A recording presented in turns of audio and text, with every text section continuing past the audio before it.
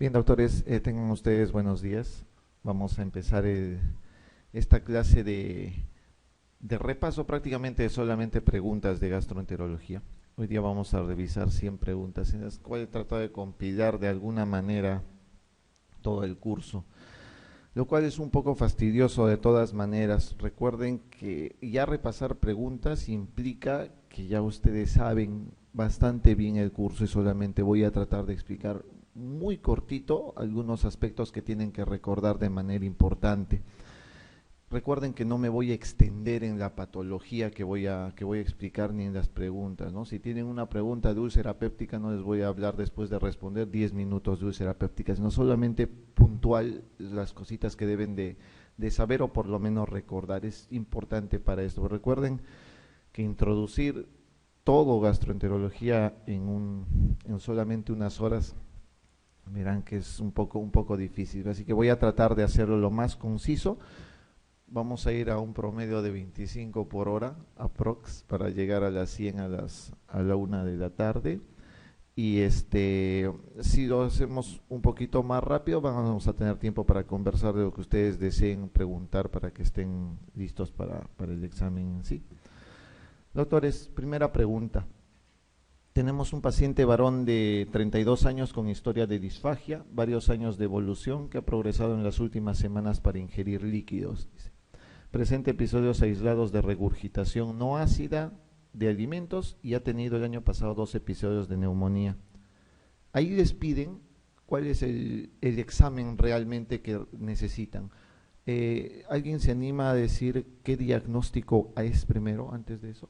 Se supone que si ya les hicieron una pregunta de qué examen van a pedir, es porque ya tienen en la cabeza precisamente una patología en mente. ¿Alguien se anima? De acuerdo, doctores, este caso que ustedes ven acá es típicamente un caso de un trastorno motor de esófago, ¿ya? Y básicamente muy probablemente sea una acalasia. Clínicamente tienen que entender lo siguiente: la acalasia cursa con disfagia para sólidos y para líquidos, es una cosa muy importante. Este dato es bastante interesante, 2 episodios de neumonía. ¿Por qué tendría que haber neumonía en un paciente con acalasia? Básicamente porque el defecto en la acalasia es la falta o ausencia de relajación del esfínter esofágico inferior, ¿de acuerdo? La falla en la acalasia es en la parte final o distal del esófago. Como no se relaja el esófago, entonces se acumula el alimento dentro del esófago y eso da regurgitación no ácida para empezar, como ven en el caso, y también da neumonías a repetición. ¿De acuerdo? Eso es lo que pasa usualmente en los pacientes que tienen acalasia. Ahora, de repente han tenido un dato más importante. El paciente con acalasia también tiene muchas veces pérdida de peso, así que cuidado precisamente con confundir con neoplasias. Las neoplasias usualmente son disfagias más a sólidos inicialmente. Este caso es un caso de disfagia para sólido y para líquido inicialmente. Esa es otra forma de diferenciar entre neoplasia de esófago y entre acalasia, ¿de acuerdo? Los trastornos motores son típicamente trastornos que tienen disfagia para sólido y líquido desde el inicio. En las neoplasias principalmente es para sólidos al inicio y cuando el caso es muy severo ya es para líquidos. Mucha atención, es lo que dice el doctor, es cierto, probablemente la edad sea uno de los factores, aunque no es contundente eso. Tenemos pacientes jóvenes con neoplasias de esófago o de estómago, así que es eso. Otra cosa que les puede ayudar a pensar, en una neoplasia tienen que tener generalmente el hábito nocivo, o alcohol, o pueden tener tabaco, o algún factor predisponente. Eso también tiene que ayudarlos a pensar en algún momento. Y finalmente, tener en consideración que la baja de peso no es necesariamente un parámetro para diferenciar, pero también podrían considerarlo. Cuando les van a poner casos clínicos de neoplasias, usualmente son mucho más explícitos. Les ponen hemoglobina, puede el paciente tener anemia, tiene un volumen corpuscular medio bajo, etcétera. Entonces, conclusión para esto. Este caso es un caso de acalasia típico. Disfagia para sólidos a líquidos desde el inicio. Paciente que tiene regurgitación no ácida, recuerden eso, porque el esófago la parte distal del esófago no se relaja, eso es acalasia, y tiene neumonías a repetición. Concepto entonces, ya tienen claro que es acalasia. ¿Cuál es el método diagnóstico de elección para una acalasia? Nunca lo olviden. ¿Cuál será en este caso? Siempre ponen endoscopía. Ojo, no es endoscopía el método diagnóstico de elección para una acalasia. El método diagnóstico de elección para una acalasia es la manometría esofágica, ¿de acuerdo? El orden para manejar disfagias es, primero, una radiografía de esófago varitada. Eso es lo primero que se hace, o contrastada. El segundo examen que se pide para una disfagia, endoscopía alta. Siempre se debe pedir una endoscopía alta para detectar que no haya otras patologías. Y tercero, una vez que encuentras todo negativo ahí, podrías pedir una manometría esofágica. Y así se hace el diagnóstico de acalasia. ¿De acuerdo? Pregunta número 2. ¿Qué actuación posee menor utilidad en el tratamiento de la acalasia de esófago? Para el tratamiento de una acalasia de esófago se han utilizado muchos esquemas, ¿de acuerdo? Se puede utilizar tratamiento farmacológico. Se puede usar, por ejemplo, tratamiento farmacológico con antagonistas de los canales de calcio, ¿de acuerdo? Con nifedipino, lo mismo que utilizan para hipertensión arterial, eso se utiliza. ¿Por qué? Porque lo que hace el nifedipino es, al ser un un antagonista del canal de calcio, inhibe la contracción de la parte distal del esófago, que es el defecto fundamental en la acalasia. Entonces, eso es lo que hacen los antagonistas de canales de calcio. Otro tratamiento farmacológico que se utiliza son los nitratos, ¿ya? Los nitratos lo que hacen es dar óxido nítrico y eso produce relajación del esfínter esofágico inferior. Otro tratamiento que se utiliza endoscópico es la dilatación con balón. Se mete por un endoscopio un catéter que tiene un globo y ese globo lo que hace es insuflarse dentro del esófago para romper lo que es digamos, entre comillas, de estenosis, sino la hipertonía que tiene el esfínter esofágico inferior. Tratamiento con balón. Otra cosa que se utiliza es toxina botulínica. ¿Ya? La toxina botulínica lo que hace es inhibir la liberación de acetilcolina. Por consiguiente, también sirve para poder, en este caso, mejorar de alguna manera la relajación del esfínter esofágico inferior. Pero finalmente, lo que posee mayor, no es lo que estoy preguntando acá, mayor utilidad, es decir, el gol estándar para manejo de la acalasia es la miotomía de Heller, o sea, el tratamiento quirúrgico, ¿ya? El tratamiento quirúrgico. Entonces, esta pregunta puede ser variable. Esta pregunta la puedo convertir en ¿cuál es digamos, la prueba, o mejor dicho, el examen o la terapéutica que mejor rentabilidad tiene a largo plazo? Siempre es la miotomía de Heller, es la quirúrgica. Pero acá les estoy preguntando otra cosa. ¿Cuál de estas posee menor utilidad en el tratamiento? Dilatación neumática se utiliza, de acuerdo, lo que les estoy diciendo es dilatación con balón. Eso es la dilatación neumática, que puede ser con agua también, así que sí se puede hacer.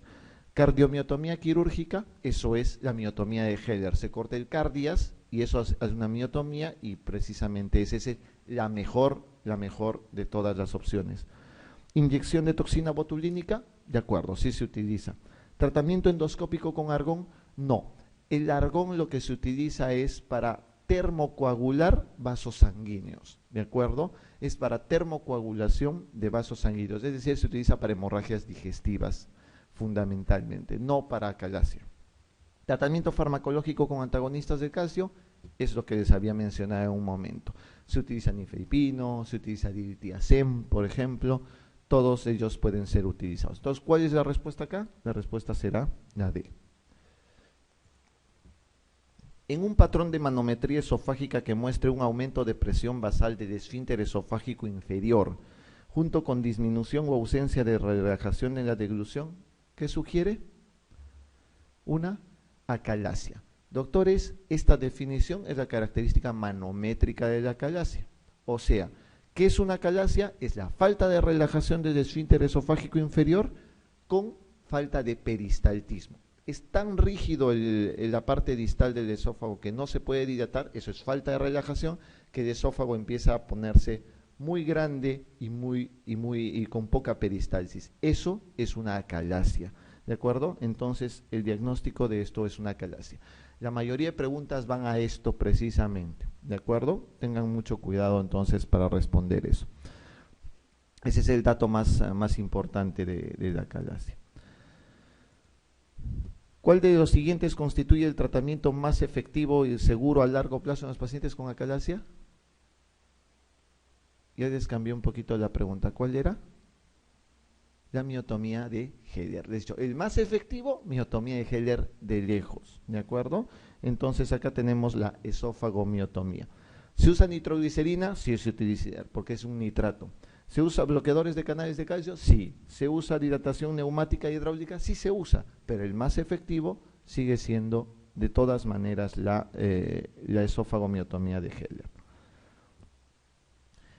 En el espasmo esofágico difuso, recuerden que tenemos 3 tipos de trastorno motor esofágico.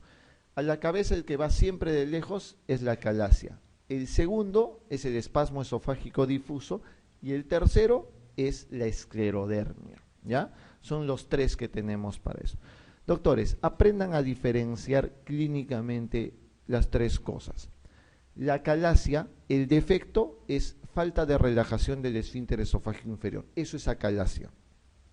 El defecto en el espasmo esofágico difuso, solamente tienen que saber el nombre nada más. Espasmos múltiples del esófago. Eso es. Entonces, el esófago tiene múltiples contracciones en los 2/3 distales esofágicos. En la acalasia, el defecto es fundamentalmente en el esfínter esofágico inferior. En el espasmo esofágico, el defecto es en los 2/3 inferiores, toda la parte del músculo liso. Y en la esclerodermia, básicamente el defecto también es en los 2/3 inferiores del esófago, porque también es un defecto de músculo liso. ¿Cómo se diferencian manométricamente? La acalasia es hipertonía del esfínter esofágico inferior. El espasmo esofágico difuso es normotónico, el esfínter esofágico inferior. Y la esclerodermia es hipotónico. ¿Cuál se relacionará con reflujo? Esa es una pregunta, por ejemplo. ¿Cuál sería entonces? ¿Cuál se relacionará con reflujo gastroesofágico? La esclerodermia, porque es el que es hipotónico. ¿Ya? El que es hipotónico, ese es el que permite entonces, no permite, mejor dicho, que el ácido se quede solo en el estómago. Entonces, esa es una forma de diferenciar. También lo otro, la característica, la acalasia es rigidez o falta de relajación del esfínter esofágico inferior y aperistalsis, o sea, falta de contracciones en el esófago.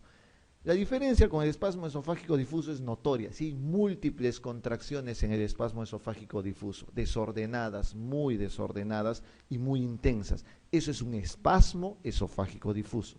En la esclerodermia básicamente existe falta de contractilidad, pero hipotonía del esfínter esofágico inferior.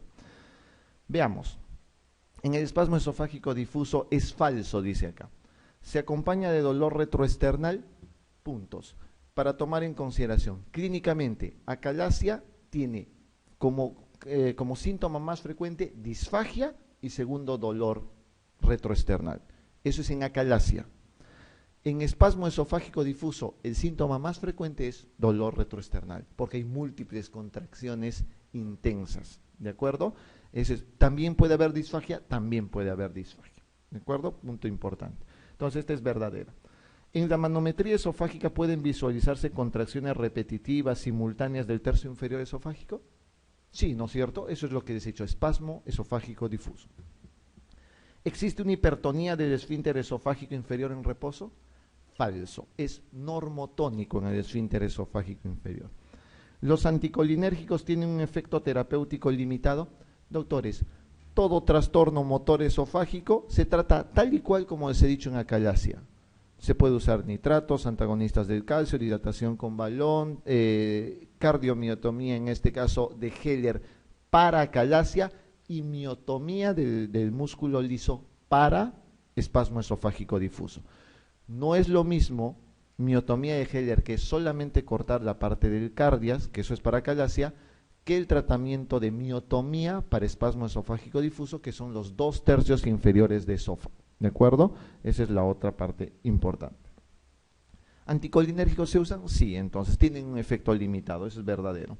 Se desencadenan cuadros de dolor por la ingesta de alimentos fríos, está descrito que hay espasmos por ese motivo. Acá entonces la respuesta es la C. Recuerden que en el espasmo esofágico difuso eso es normotónico. Varón de 40 años, natural de Arequipa, desde hace 6 meses de manera intermitente presenta dificultad para el pasaje de alimentos. El alimento dice que se le queda atracado en el pecho, ha bajado de peso y tiene dolor al deglutir. Tiene 2 episodios de neumonía. ¿Se animan por un diagnóstico?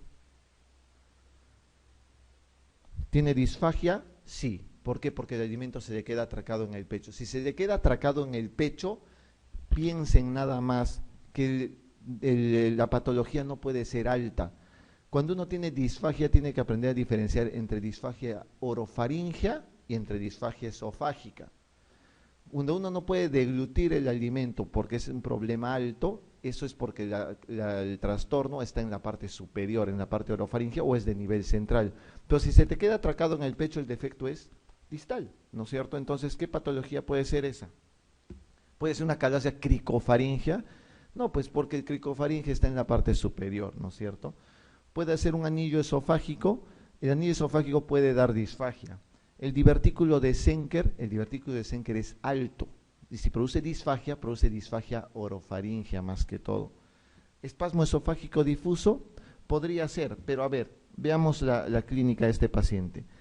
Dice que el alimento se le queda atracado en el pecho, tiene dolor al deglutir y tiene 2 episodios de neumonía. ¿Qué les he dicho de las neumonías por aspiración? Que es típico de los pacientes con acalasia. Eso es lo que tienen que aprender a diferenciar ahí, ¿de acuerdo? Entonces, una acalasia esofágica. Mujer de 35 años con antecedentes de dolor torácico, disfagia para sólidos y para líquidos, ya saben entonces que es un trastorno motor, ¿no es cierto? Disfagia para sólidos y para líquidos.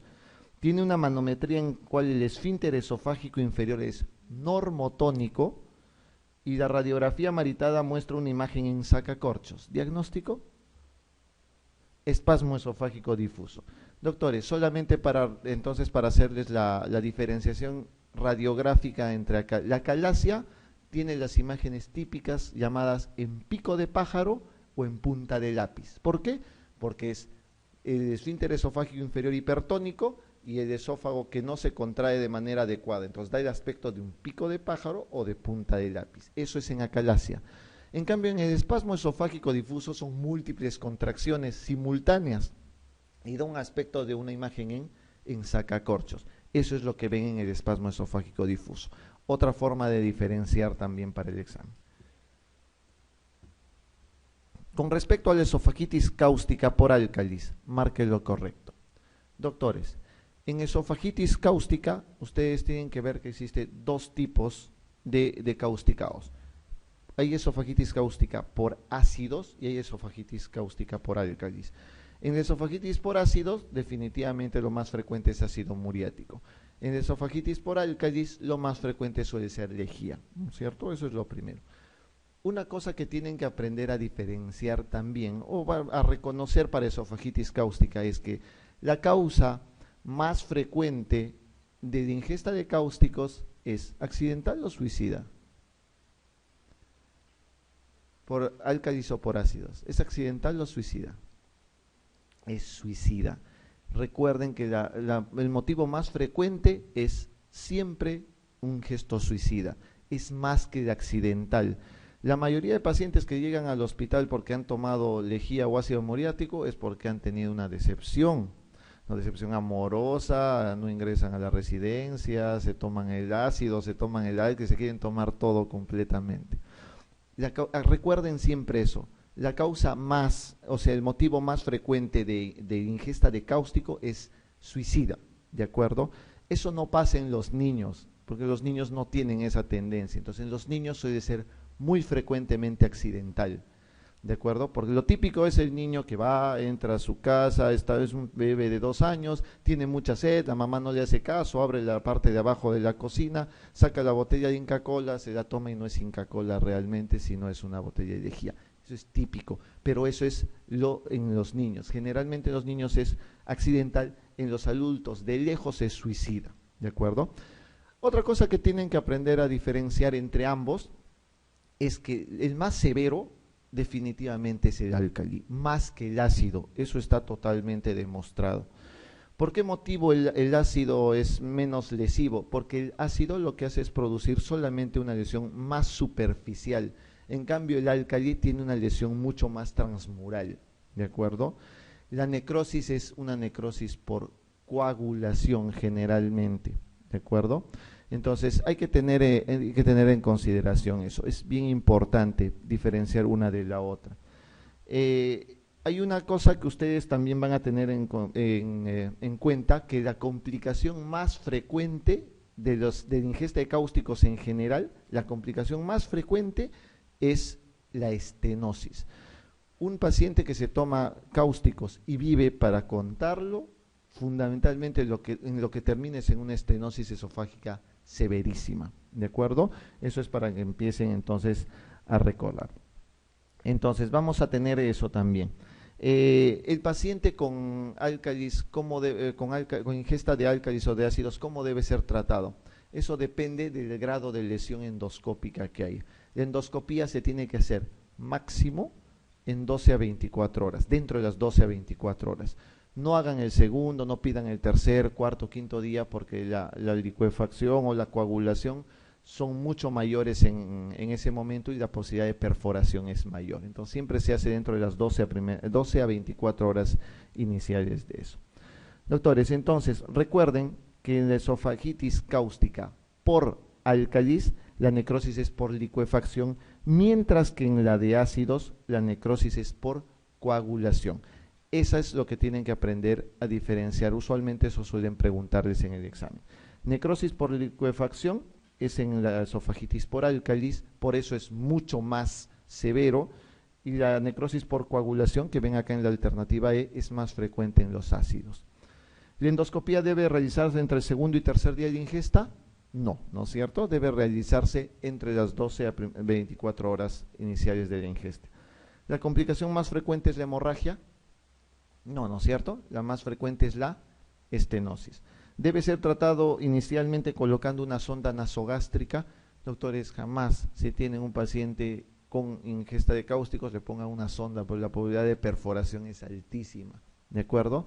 Entonces no se le pone nunca una sonda. Es una de las contraindicaciones absolutas de la colocación de sonda nasogástrica. Varón de 40 años que refiere desde hace 3 años dolor retroesternal y pirosis, no pérdida de peso ni anemia. ¿Diagnóstico?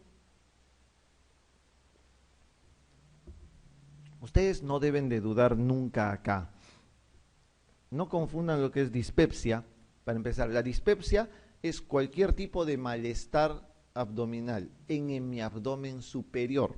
Cualquier tipo de molestia digestiva en hemiabdomen superior, excluyendo hipocondrio derecho, por si acaso. O sea, flatulencia, llenura precoz, ardor epigástrico, eso es típico de una dispepsia, ¿de acuerdo? Entonces, la gastritis lo que requiere es un diagnóstico endoscópico o bien histológico. Por consiguiente, uno no puede decir que tiene gastritis porque le arde el estómago nada más, ¿de acuerdo? Cuando a uno le arde el estómago nada más, eso se llama dispepsia, no gastritis, por si acaso, porque gastritis es un diagnóstico endoscópico e histológico, ¿ya? Eso es muy importante para que diferencien. ¿Puede ser reflujo? Eso es lo que tienen que tener en consideración. Esos dos síntomas que tienen ahí son los dos síntomas típicos de reflujo. Uno, dolor retroesternal. Generalmente el dolor es tipo quemazón retroesternal. Y lo siguiente es pirosis. ¿Qué es la pirosis? El ardor epigástrico y el ardor retroesternal. Eso es los síntomas típicos de reflujo gastroesofágico, ¿de acuerdo? Eso es lo que tienen que tener en consideración. ¿Puede ser una úlcera? Doctores, la úlcera no da dolor retroesternal, por favor. Da dolor, normalmente puede ser dolor epigástrico o puede ser un dolor abdominal difuso, pero no da dolor retroesternal. Acá todo básicamente es de acuerdo al dolor retroesternal. Los demás pueden presentarse tranquilamente con dolor abdominal simple. Pero acá lo que tienen que reconocer es dolor retroesternal y pirosis. Además que no tienen ningún otro antecedente. Si fuese un cáncer tendría anemia, ¿no es cierto? O pérdida de peso, típicamente. Si es una úlcera, podría ser una úlcera asintomática, mejor dicho, una úlcera sin sangrado, puede pasar, pero en el examen son específicos, es directa la pregunta. Se están buscando que respondas algo directamente con todo lo que tienes, no porque te están buscando tres pies al gato ahí. Entonces, dolores retroesternal y pirosis es reflujo gastroesofágico, punto con eso. El diagnóstico de elección para diagnosticar reflujo gastroesofágico. Esta pregunta me gusta porque todos caen con esta pregunta. ¿Cuál es el diagnóstico de elección para un reflujo? La mayoría contesta endoscopía. Los que nunca han venido a la academia siempre responden endoscopía, les aseguro. Todo el mundo dice, tengo reflujo, doctor. Muy bien, ¿qué me va a una endoscopía? ¿No? Y no es cierto, porque el diagnóstico de reflujo gastroesofágico no es con endoscopía. Ahora, algo que sí es importante, todo paciente con reflujo, dentro de su estudio tiene que tener una endoscopía, ¿de acuerdo? Para detectar o diagnosticar o descartar cualquier otro tipo de lesión orgánica, como cáncer, tumores, lo que ustedes quieran. Siempre debe haber una endoscopía en el estudio de un reflujo gastroesofágico, pero no es el diagnóstico de elección. El método diagnóstico de elección acá es la pH-metría de 24 horas, ¿de acuerdo? pH-metría de 24 horas es el método diagnóstico de elección. Eso es lo que se hace con un reflujo gastroesofágico. Paciente varón de 24 años con presencia desde hace 8 meses de episodios de ardor epigástrico, ojo, distensión abdominal episódica, flatulencia, refiere que ha perdido 1 kilo de peso en estos últimos 8 meses, tiene hemoglobina en 14, deposiciones normales, no toma medicamentos, no tiene hábitos nocivos. Acá les piden la siguiente actitud médica. Yo les pregunto primero el diagnóstico. ¿Cuál es el diagnóstico? Gastritis, cáncer, úlcera, reflujo gastroesofágico. ¿Qué es? Esa es una dispepsia típica. Ese es el síntoma. Esto es del 30 al 40% de la consulta médica en medicina interna y en gastroenterología. Es lo típico por lo que viene, ¿no? Doctor, joven, doctor, tengo ardor, tengo dolor, se me hincha el estómago cuando como, tengo muchos gases, te dice, tengo mucha flatulencia. Te tomas todos los exámenes, hemoglobina normal, la baja de peso es insignificante porque puede ser solamente subjetiva, no toma medicamentos, no tiene hábitos nocivos de interés. Eso es una dispepsia. Pregunta, ¿qué se hace con una dispepsia? Acá vuelven a fallar y les vuelvo a decir lo mismo. Muy bien, ya saben diagnosticar dispepsia. ¿Qué es lo que hacen con una dispepsia? ¿Qué le piden? ¿Endoscopía? Falso, pues. Ese es el otro problema. Todo el mundo cree que una dispepsia tiene que ir a una endoscopía necesariamente. El parámetro estricto de todas las guías de manejo de dispepsia dice lo siguiente. Paciente mayor de 40 años, estamos hablando de solamente en el Perú, mayor de 40 años va a una endoscopía, el mayor de 40 años. El paciente que es menor de 40 años y no tiene signos de alarma, tiene que tener tratamiento empírico. Y el tratamiento empírico es con un inhibidor de bomba de protones, fundamentalmente, con el que ustedes quieran. Omeprazol, esomeprazol, lansoprazol, pantoprazol, con el que ustedes quieran. Entonces, eso es lo que se hace con estos pacientes. Doctores, tengan en consideración lo que les estoy diciendo claramente. Mayor de 40 años va a endoscopía. Menor de 40 años no va a endoscopía si no tiene signos de alarma. Si tú tienes uno de 20 años o 22 años con síntomas dispépticos, pero lo ves anémico, ha bajado 10 kilos de peso en los últimos 1 o 2 meses, ese paciente va a endoscopía de todas maneras, ¿de acuerdo? Porque hay signos de alarma. Pero si no hay signos de alarma, no hay ningún problema con eso y puede empezar tratamiento empírico. La mayoría de guías de manejo, la europea y la americana, ni siquiera usan 40 años, utilizan 55 por si acaso. Usan más de 55 años endoscopía, menos de 55 tratamiento empírico. Motivo, porque nosotros utilizamos la guía asiática porque tenemos mayor incidencia de cáncer gástrico en pacientes más jóvenes. Ese es el único motivo por el cual nosotros en el Perú usamos 40 años. Pero si alguien se va a ir a dar a España o a cualquier lado de Europa el examen, el corte es 55 años usualmente, ¿de acuerdo? Eso es para que tomen en cuenta. Ok, entonces acá ¿cuál es la mejor medida? ¿Realizas una endoscopía? No, tiene 24 años y no hay signos de alarma. ¿Inicias con el tratamiento con IBPs a dosis estándar? Por supuesto. ¿Solicitas una pH-metría de 24 horas? No, porque no es un reflujo gastroesofágico, es una dispepsia lo que tiene, ¿de acuerdo? ¿Solicitas una impedanciometría? Impedanciometría también es para ver si hay reflujo gastroesofágico. ¿Solicitas una ecografía abdominal? No tendría sentido en ese momento pedir una ecografía abdominal. Es una de las cosas que se suele pedir, pero no es lo ideal, digamos. Entonces acá lo que se da es tratamiento con IBPs a dosis estándar.